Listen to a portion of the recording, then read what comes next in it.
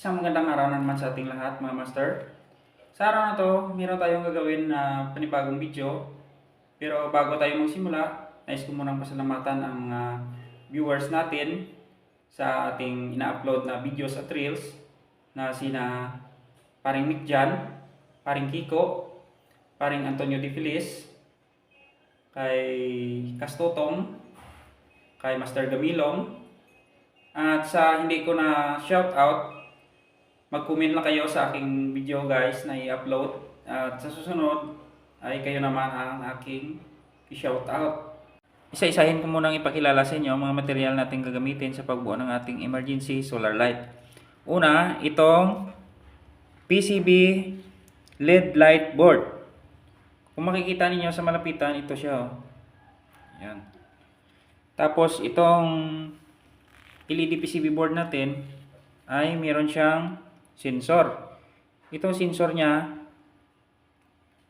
yan, dito yan nilalagay. Tapos ito naman yung kanyang remote. Tanggalin ko muna to. Ito ay tinatawag na nickel strip. Gagamitin natin mamaya ito sa pagbuo ng ating battery. Ito naman yung kanyang BMS.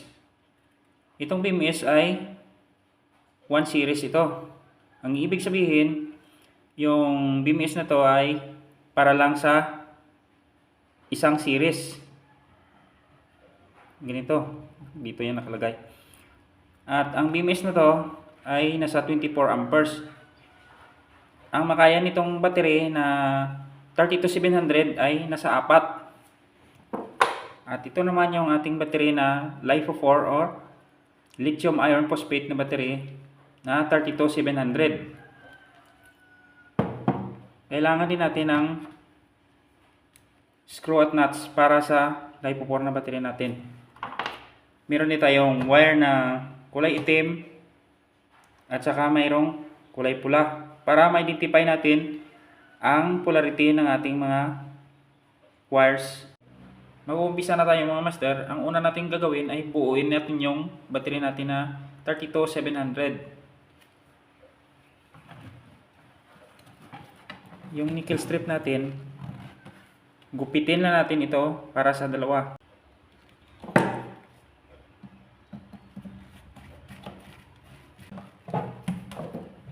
Naman tayo sa kabila. Tapos yung nut nya dito natin ilagay.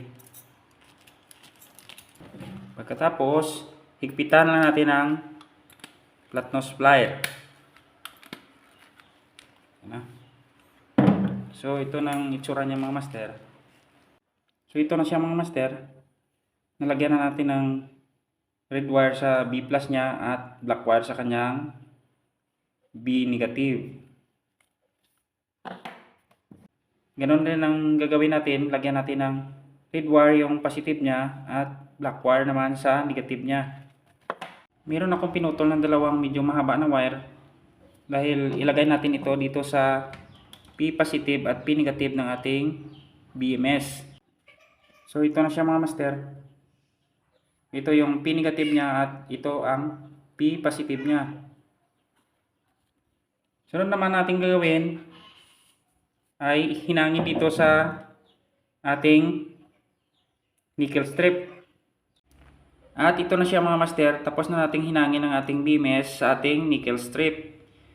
Ang B positive ng ating BMS ay nakahinang sa positive side ng ating battery. Ang positive side ng ating battery ay mayroon siyang plus sign. In case makabili kayo ng battery na walang marking na plus sign, mayroon din itong marking na white. Ito makikita nyo yung puti na yan. Ito yung positive ng battery natin. At mayroon siyang parang lieg dito. Tapos yung negative ng ating battery ay mayroong marking na minus sign. At ang sunod naman nating lagyan ng wiring ay itong PCB LED light board natin. Lagyan natin ng wiring itong S positive niya or ang kanyang solar positive.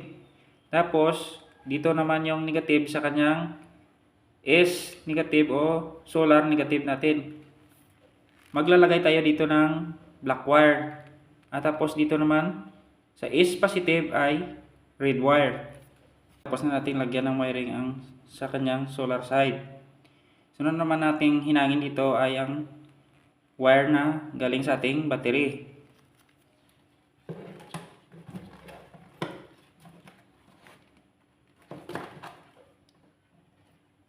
Dito pala natin ilagay yung positive ng ating battery sa kanyang B positive.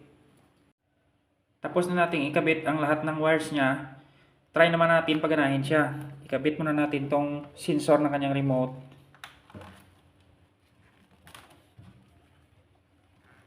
Ito siya. Tapos yung remote niya, lagyan natin ng battery.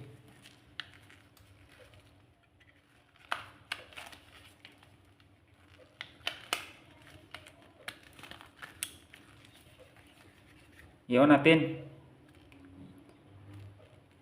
So, nakita ninyo master, gumana na yung ginawa natin na solar emergency light. Dalhin naman natin ito sa labas para masubukan natin sa ating solar panel. Dinala ko dito sa labas ang ginawa nating solar emergency light para ma-try nating i-charge sa ating solar panel. Ang brown wire pala ng ating solar panel ay ang kanyang positive. So, dito natin ikabit sa positive ng ating solar emergency light. Lagyan natin ng tape para hindi mag-short circuit. Tapos, ito naman yung blue wire ng ating solar panel ay ang kanyang negative. Ito natin ikabit. Ang solar panel pala natin ito ay 6 volts ang kanyang output voltage. So ayan, kung makikita ninyo yung red na LED ay nagbi-blink. Ang ibig sabihin na itong ating battery ay nagcha-charge kahit na wala nang init. Dahil hapon na ngayon, hindi na makikita yung sikat ng araw. So hanggang dito na lang mga master. Maraming salamat sa lahat ng nanood ng aking video.